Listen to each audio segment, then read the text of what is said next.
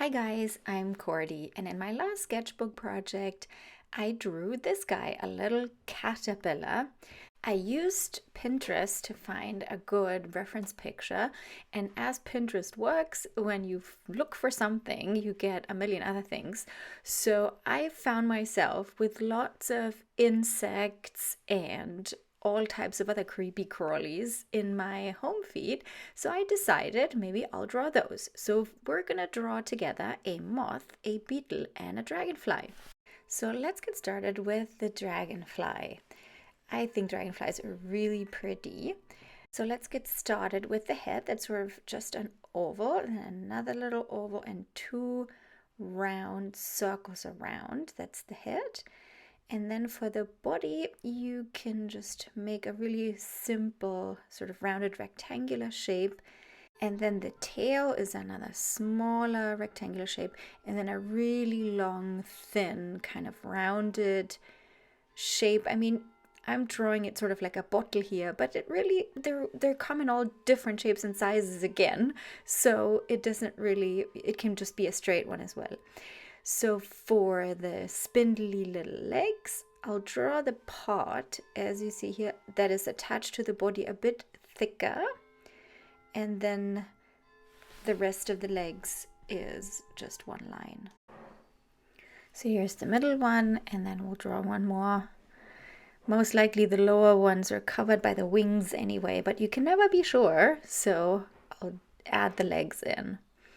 Now there's a little bit of sort of marking on the head bit. I just made it up, I'm gonna be honest guys, and also the markings on the body. I just looked at a couple of dragonflies and I picked the prettiest one basically, and I kind of made the markings or came up with the markings just myself. So you can totally be creative and make your own markings. I went for just very simple rounded shapes, and I just made sure that they're a lot smaller on the tail end. Now we need 4 wings, so those are the first wings. They have kind of like an S shape and they rounded off on the bottom part, and then next pair of wings is a little less S curved.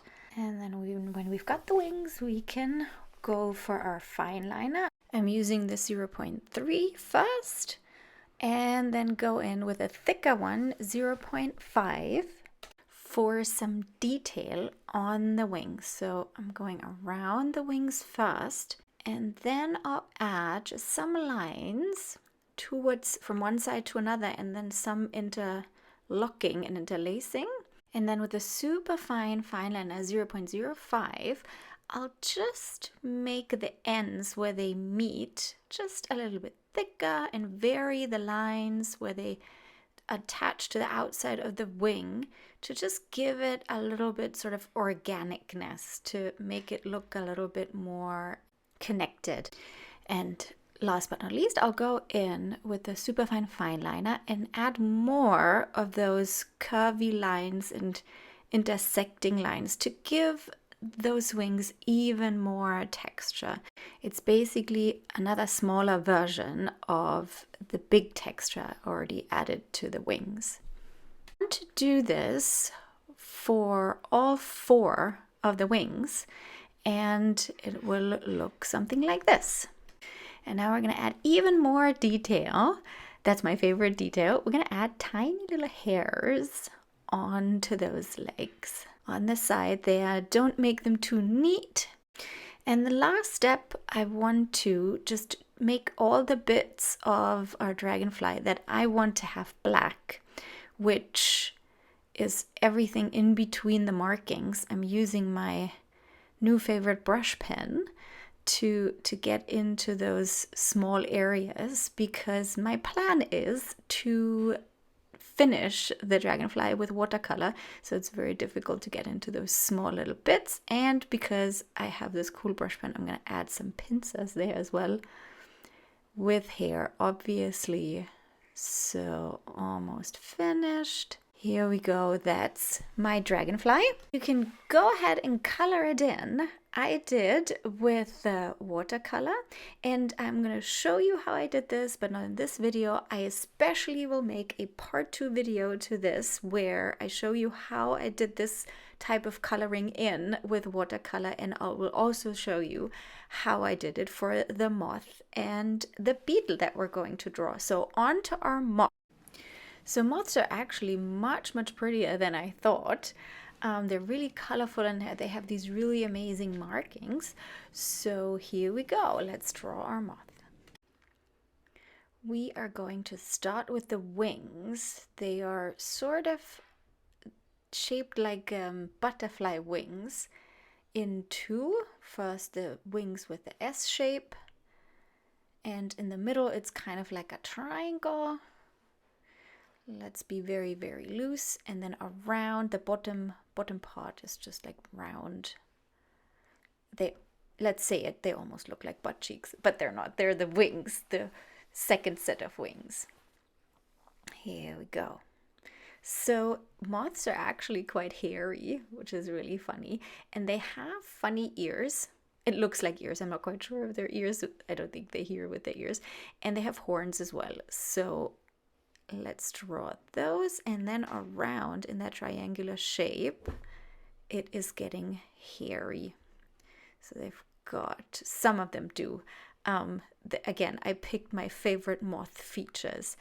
They have a pattern here on the top set of wings. It's kind of similar to the one on the dragonfly. And then in between they have these squiggly lines. So one for one side and one on the other side. They go from the inside to the outside tip of the wing, sort of. And then on the bottom half, they have another lining like this, or that's the design that I picked, and those sort of irregular shaped dots.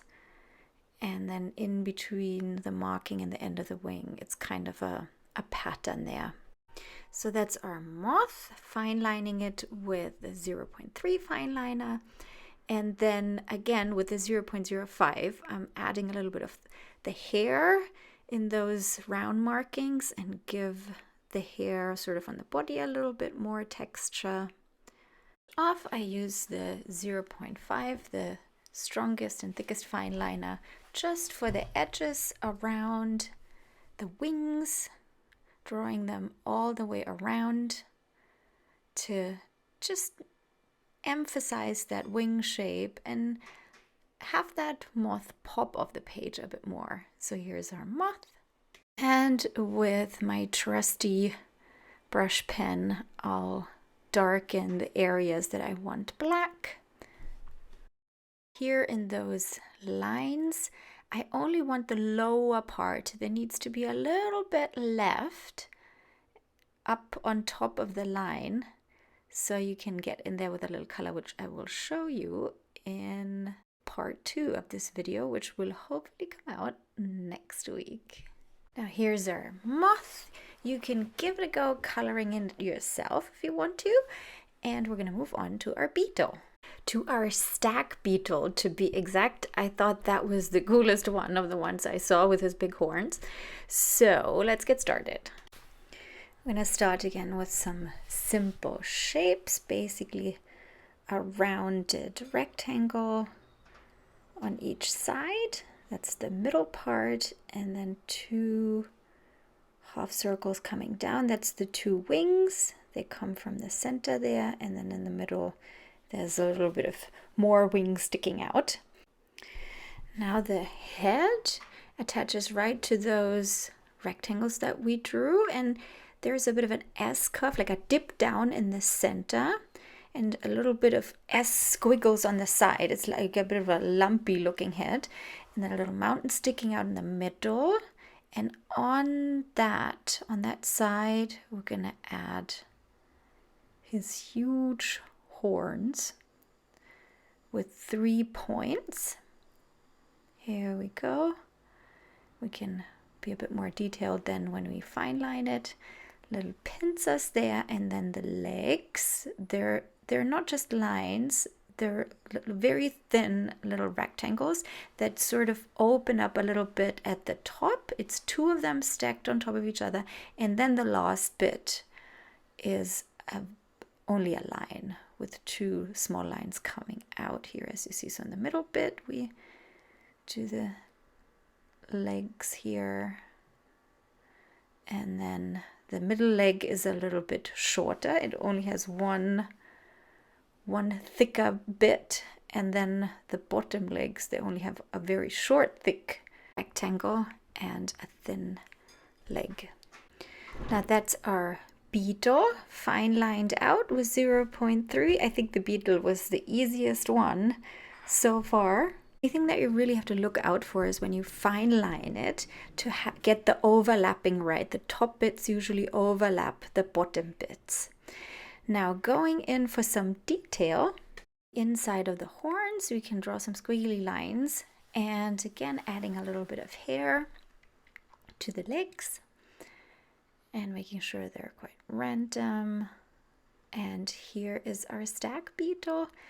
For the outside, I'm going to use the thick fine liner again just to make it pop off the page. It does matter just that tiny little bit to give the eye a bit more to think about, to find those different sizes of lines, and it just makes it more interesting for the eye to look at. So let's recap. We've got our stag beetle here that needs definitely color, and we have our moth that needs some color, and I'm going to show you here my dragonfly with the color. And in part 2 of the video, I will show you how I did it, how I used watercolor and some pastels to give those creepy crawlies some color. I hope you enjoyed the video. Don't forget to like and subscribe, and I hope I see you in part 2. Bye!